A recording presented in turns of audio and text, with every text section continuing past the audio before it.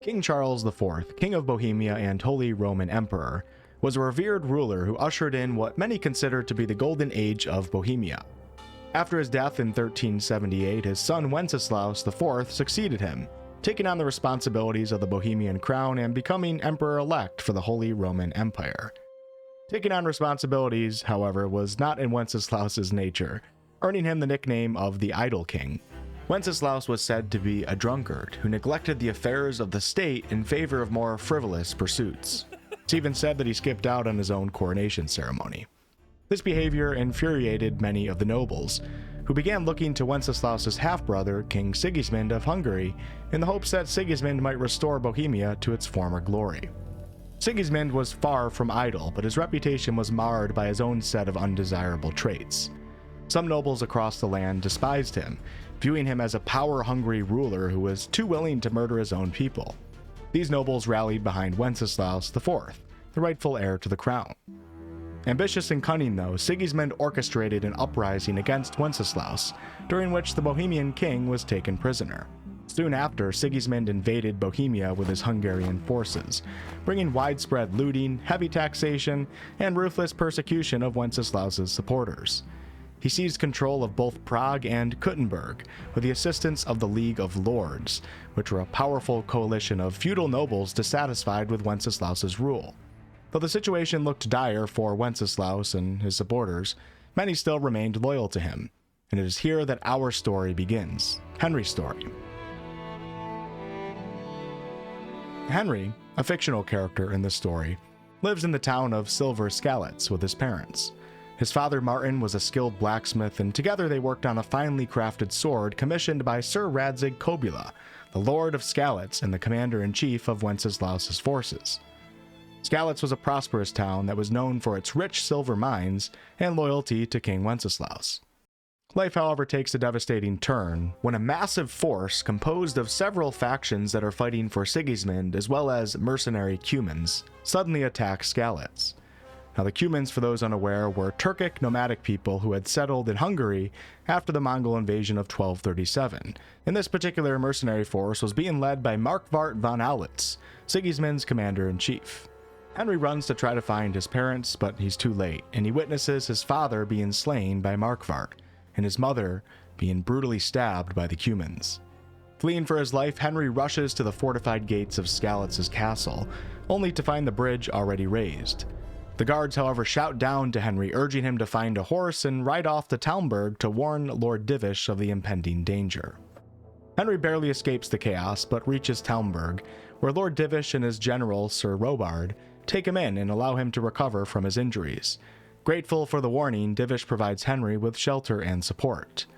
Not long after, during a stormy night, Sir Radzig Kobyla and other survivors from Skalitz arrive on the road outside of Talmberg Castle. Under the cover of the storm, they had managed to escape the besieged town of Skalitz. Lord Divish invites them in to stay, but Radzig declines, explaining that he plans to head to Rattay, the most powerful city in the Sasau region, and he wishes to avoid bringing any unnecessary trouble to Talmberg and its citizens. Before heading out, Radzig notices Henry on the ramparts, and yells to Henry to come join him on the road to Rattay. Henry, however, still grieving and injured, insists that he must first return to Skalitz to properly bury his parents' bodies. Radzig, who seems to now be taking a peculiar interest in Henry's safety, asks Lord Divish to ensure that the young man remains within the fortified walls of Talmberg until the situation stabilizes.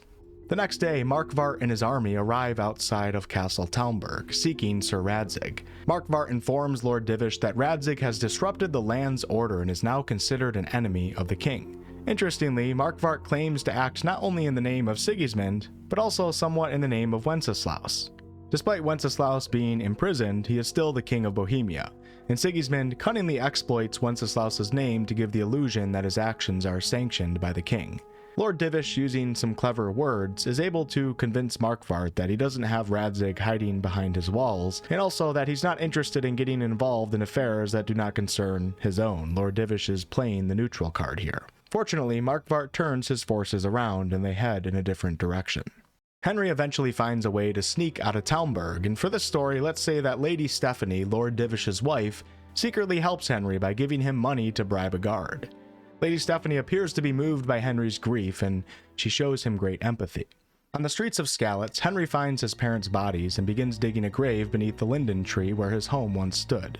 I also want to add that this is where Henry meets Mutt, a dog from Skalitz who also lost his family, and Mutt is confirmed to be in KCD2. As he prepares to carry the bodies to the grave, a group of bandits led by a man named Runt arrives. Henry will not leave his parents' bodies though, and a fight ensues.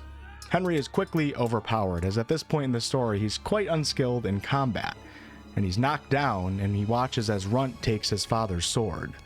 Just as Runt is about to deliver a fatal blow to Henry, Teresa, a fellow Skalitz survivor who also lost her entire family, arrives, distracting Runt for a few seconds. Her intervention buys just enough time for Sir Robard from Talmberg and his soldiers to appear, riding in to scatter the bandits and ultimately saving Henry's life. Days later, Henry wakes up in a miller's home just outside the city of Rattay, and Teresa is there and she explains to Henry that this is her uncle's home, the only family that she has left. On a quick side note, Teresa, although she doesn't play a huge role in the actual overarching main story of the game, if you do take a liking to her and you treat her well enough, there are quests that can result in her becoming Henry's girlfriend. She's quite a lovely person. There's even a DLC where you can play as Teresa and experience the prologue of the game through her eyes. Once Henry has recovered, he makes his way to Rattay's lower castle, Perkstein, to find Sir Radzig. Henry informs Radzig that a bandit stole the sword that was crafted for him, and although the sword may not seem that important amidst the chaotic events that are going on, this sword now holds a far deeper meaning for Henry. It symbolizes his father and everything that he's lost. Henry is now determined to honor his father's work, and he vows to retrieve the sword and deliver it to Radzig. Retrieving this sword and also killing Markvart von Aulitz, the man who killed Henry's parents, become the two main quests of this game. Radzig, in appreciation of Henry's loyalty and bravery in wanting to retrieve this sword, appoints Henry as his squire. At Perkstein Castle, Henry is introduced to the acting lord of Rattay, Lord Hanish of Lipa, and Hanish's distant cousin, the young Sir Hans Capon, the rightful lord of Rattay, but Hanish is currently governing in his place, waiting until Hans is of age and ready to take on the responsibilities of leadership. Hanish in this game is portrayed as boisterous and a bit cheerful, whereas Hans initially comes off as an arrogant, entitled young nobleman. He even dismissively refers to Henry as a peasant and expresses disdain for Henry's recent promotion to squire. Sir Radzig then tasks Henry with reporting to Captain Bernard for weapons training, and also reporting to the city's bailiff to perform some guard duties. Henry's training with Bernard is challenging to say the least, but at least it's a start. Sir Hans shows up and challenges Henry to both a duel and an archery contest, and continues to mock Henry's lowborn status. That evening, Henry goes on night patrol duty, and under the bailiff's orders, he's instructed to ensure that the local tavern closes at the proper time. When Henry arrives at the tavern, he finds none other than Hans Capon, drunk and keeping the tavern open past hours, as who's going to confront a nobleman and tell him he has to leave? Well, Henry actually is, and Henry tells Hans that he has to leave, which leads to a brawl between the two. The commotion is interrupted by Lord Hanish, and Hanish scolds Henry for his willingness to raise a hand to a noble, but also chastises Hans for his lack of leadership over his subjects. As punishment for their behavior, Hanish orders Hans to take Henry along with him on his hunt the following day. En route to the hunting grounds, you start to learn that Hans might not be as much of the jerk as he's been leading on to be. Henry learns that Hans's parents have also died, which could be a potential bonding moment, and that Hans has also been quite frustrated lately with the way that Hanish treats him like a child, and that Hanish seems to not show any signs of being willing to turn over his rule of Rattay to Hans. And this is the start of Henry and Hans's friendship. At the hunting grounds, the two engage in a hunting contest. However, things take a dramatic turn when Hans goes missing. Henry eventually discovers Hans tied up in a small human camp, and after heroically freeing Hans, the two return to Rattay. By this point, both Hanish and Hans seem to have developed a newfound respect for Henry. Throughout the rest of the game, Henry and Hans become very close friends, and there are several side quests that allow this unexpected friendship to blossom. I'll talk more about specific characters though, including Sir Hans Capon, in another video prior to KCD2's release. Shortly after their return to Rattay, news arrives of a brutal attack on the nearby village of Neuhoff. The description of the leader of the attack matches the man who stole Henry's sword. Lord Rattay orders Henry to accompany Bernard and a few soldiers to go investigate. When they arrive at Neuhoff, they are met with dead horses and bodies strewn across the village. It becomes evident that whoever committed this atrocity was driven by a thirst for blood rather than greed. Henry questions the survivors and identifies a man named Ginger, who is clearly hiding something. Before Henry can get to the truth, though, Ginger flees. A few of the remaining villagers reveal that Ginger had ties to the nearby charcoal burners, and Henry is off again. The charcoal burners reveal Ginger's location after Henry does a few things for them, and Henry finds Ginger in a rather terrified state. Ginger reveals that two separate gangs were involved in the raid. One group was motivated by creating fear and terror, while the other went in with the intent of simply looting. The thieves' gang did not expect the other gang to start slaughtering everyone, and this caused confusion, and they fled. Ginger also mentions recognizing one of the raiders, a man with a limp from Ujits. And he tells Henry that he fled because of his fear that the attackers would return to silence him. Henry then sets off for Ujits to investigate the man with a limp. And he soon tracks down the location of Limpy Lubash's cottage, but upon arriving, he discovers a grim scene. Townsfolk and the local bailiff are gathered outside of Lubash's cottage, and the bailiff shows Henry that Lubash has been brutally tortured and murdered in his own home. It seems the bandits responsible for the Neuhoff massacre don't want any witnesses alive, and that includes members of the gang of thieves that accompanied them during the raid. As Henry digs deeper, he learns that Lubash had recently started attending church, which raised some suspicion among the townsfolk. Hoping to uncover more, Henry heads to the church to speak with the priest. It is here that Henry meets one of the most memorable characters in all of gaming, Father Godwin. And Godwin informs Henry that Lubash had recently come to him for confession, but bound by the laws of God, he cannot reveal what was said without violating the sanctity of the confession. Godwin, however, does offer to find a way to help Henry, and he suggests that they discuss the matter further over wine at the tavern later that evening. What starts as a conversation about Lubash later that evening turns into a wild, revealing night that Henry won't soon forget. Father Godwin turns out to be far from your typical clergyman. Although Godwin is deeply religious, he doesn't fully align with all of the teachings of the Catholic Church. Godwin was somewhat forced into priesthood by his family, and this has created a devout but rather rebellious type of priest. Godwin even shares with Henry some of his unorthodox views, most of which seem to revolve around the teachings of Jan Hus, a revolutionary religious reformer of the 15th century. The following morning, both Henry and Father Godwin are experiencing terrible hangovers, especially Godwin, and Godwin strikes a deal here. If Henry can deliver a sermon at Mass for him, he'll reveal what he knows about Lubash. Events can unfold in many different ways in this game, but let's say that Henry manages to pull off this sermon successfully. Godwin will then provide Henry with the names of a few of Lubash's co-conspirators that were revealed to him, and Henry sets off once again on this wild goose chase of an investigation. After tracking down and questioning two key figures, Riki and a man named Timmy, Henry learns that the terror bandits have a camp in the woods inside the overgrown village of Pribislavitz, a once thriving settlement that fell to ruin after Havel Medic attacked it and held Sir Divish captive. Henry reports this discovery to Rattay, who sends him on yet another mission, scout the camp out and gather intel. Henry scouts out the camp and learns that this group is made up of both bandits and cumans, and they appear to be constructing siege ladders for an assault. Revealing this valuable information to Rattay, Rattay immediately orders Henry to ride out to Talmberg and alert Lord Divish, and also requests that he send Captain Robard and some of Talmberg's soldiers to come aid him in attacking this camp.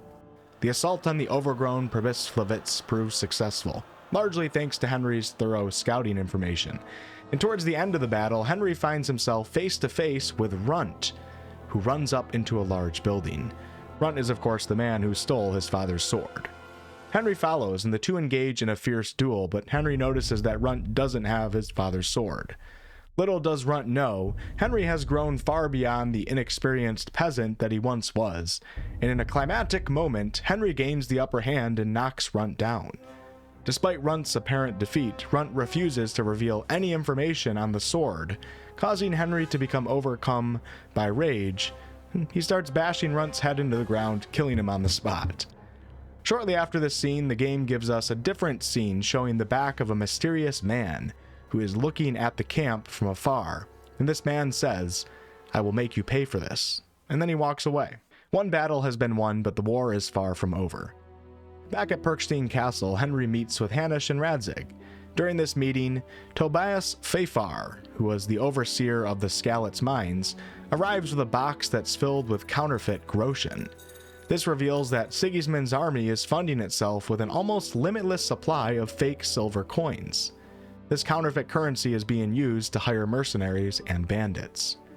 During this meeting, news also comes of a failed attack on the village of Merhoyed. The villagers managed to fend off the attackers and even captured one of the raiders alive. Radzig sends Henry to Merhoyed to interrogate the captive and hopefully uncover more about the counterfeit operation. Before Henry's able to question the prisoner, though, Henry has to help out the village deal with a mysterious illness affecting its residents.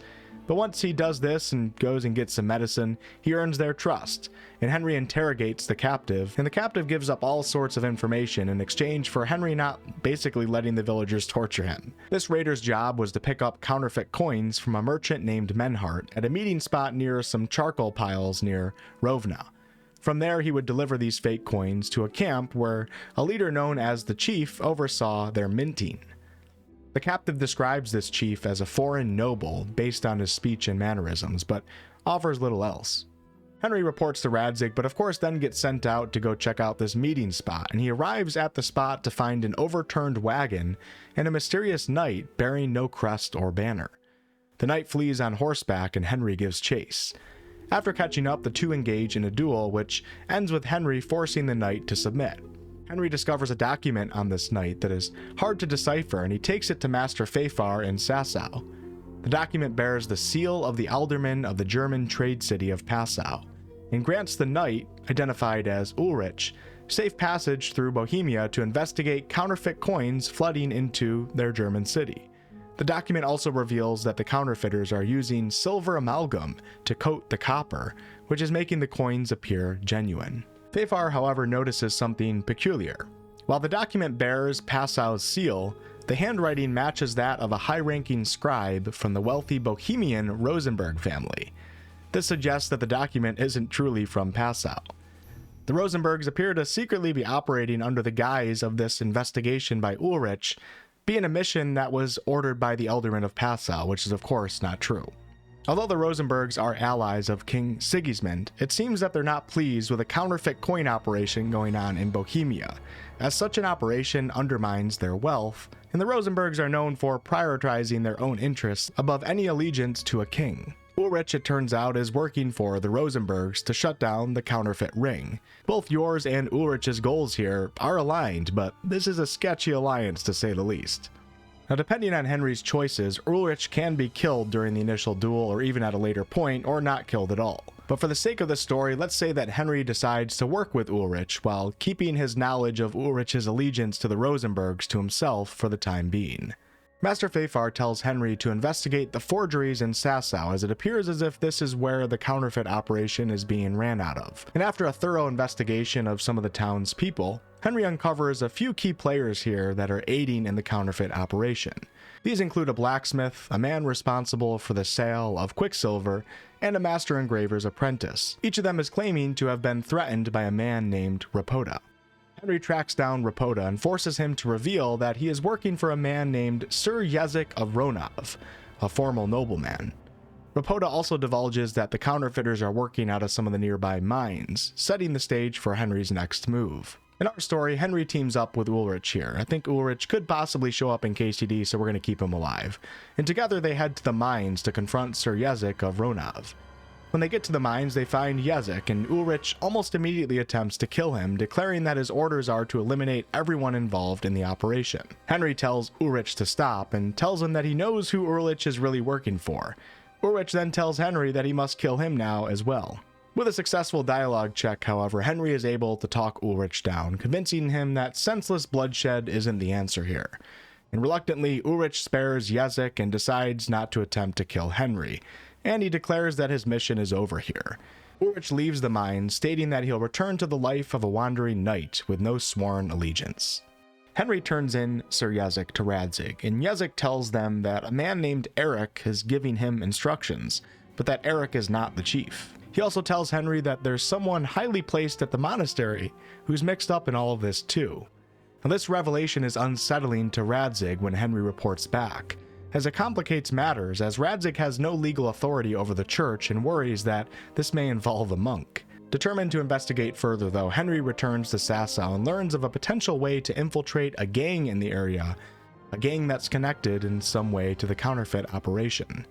Henry encounters some of these gang members and they agree to let him join their group, but only if he completes an initiation task, killing a monk named Pius and taking his dice and money. This segment of the game offers players a ton of player agency, allowing Henry to approach this quest in multiple ways. Let's take the nicer path though and avoid killing and say that Henry breaks into the monastery, persuades the monk to fake his own death, and successfully obtains the monk's dice and coin. Henry then heads out to the meeting spot that the gang members told him to report to after his task is complete. The gang members deem Henry worthy of joining their ranks and they direct him to a previously abandoned fort that serves as their base. Before heading there though, Henry returns to inform Radzig and Hanish of his progress. Hanish advises Henry to go scout out the fort and gather as much information as possible, although it's important to point out that Radzig appears to be quite uneasy about Henry undertaking this task. Henry, however, is determined and he sets out to infiltrate the fort. Arriving at the fort, Henry poses as a new recruit. Unfortunately though, his cover is quickly blown when he's recognized by a man named Istvan Toth. And this is actually the foreign nobleman who had accompanied Sir Radzig during his visit to Henry's father at the beginning of the game. Istvan is revealed to be the mastermind behind this entire operation. He's also wearing Henry's father's sword on his belt. Istvan has Henry tied up and beaten, but stops short of killing him. Instead, he reveals that he plans to ransom Henry back to Sir Radzig, knowing that Radzig cares deeply for the young man and would pay a significant sum for his safe return. During this tense exchange, Istvan drops a bombshell. Sir Radzig is Henry's true father. He tells Henry that Radzig never acknowledged Henry because he was ashamed of him. Later that night, a man named Zbyszek, who actually alerted Runt that Henry was attempting to bury his parents' bodies back in Skalitz, approaches Henry. Zbyszek offers to help Henry escape, claiming that he's doing it for the money, though his demeanor kind of suggests that he's also feeling regret for the path that his life has taken. The two manage to sneak out of the fort and Henry successfully makes it back to Radzig and Rattay to report what he's learned. What happens to Zbyszek is entirely up to the player's choice.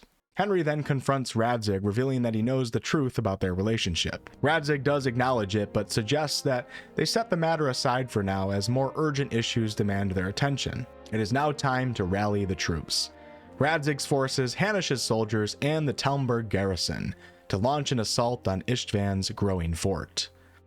The attack on the fort is successful, but Istvan is nowhere to be found. During the aftermath, Radzig learns from a captured survivor that Istvan has already moved on and is marching towards an unguarded castle. This is of course Castle Talmberg, Lord Divish's stronghold.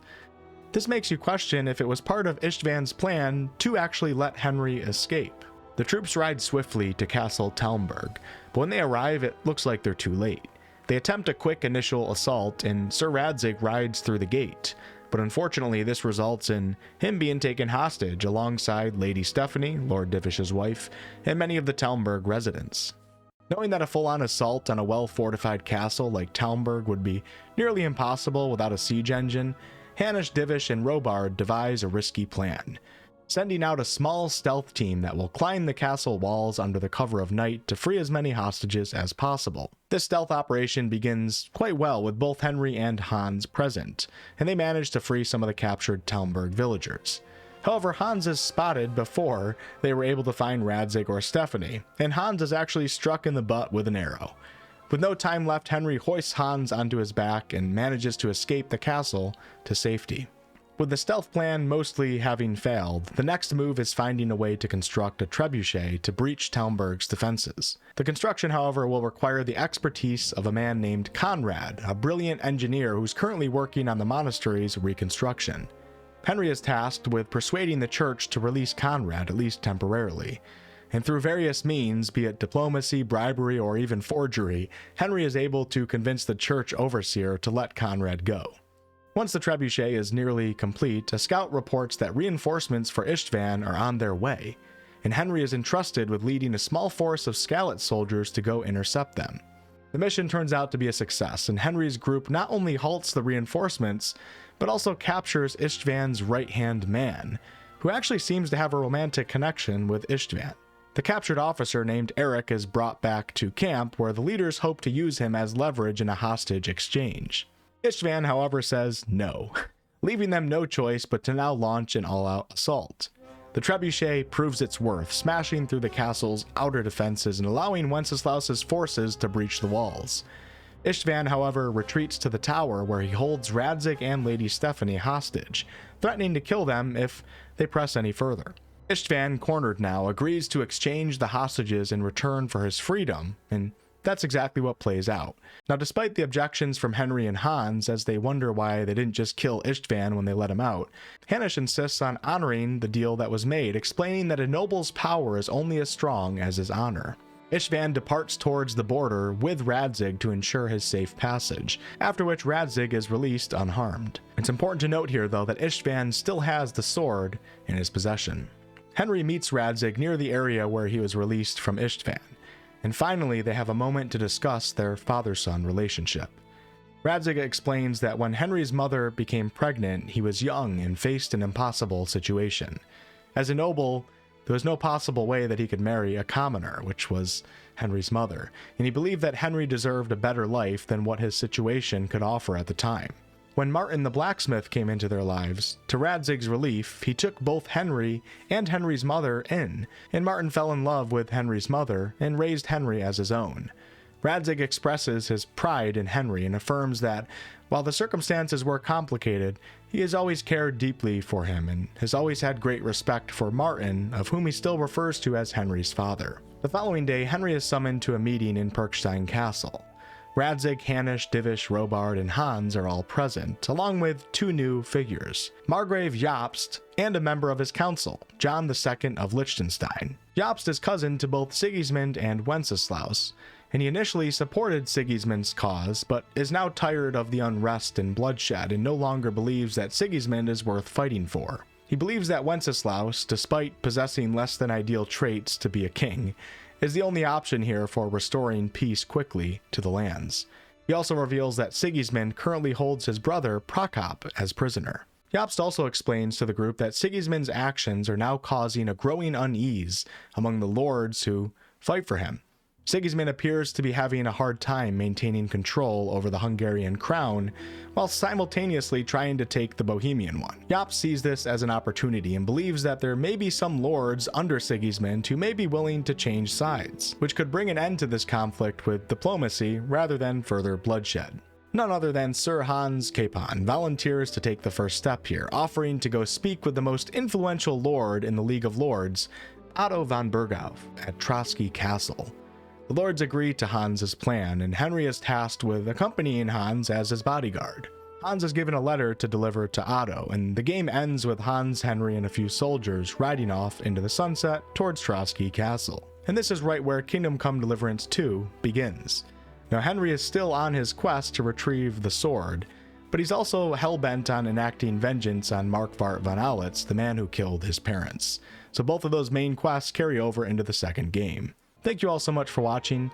If you notice that my voice might be a little bit different, I've been sick for the past few days, and honestly, recording this script, it's such a long video, was quite painful, but I got it done, and we got to do what we got to do to get prepared for KCD2. I have plenty more videos planned from now up to launch and of course beyond, so be on the lookout and subscribe for more. I'll catch you on the next one.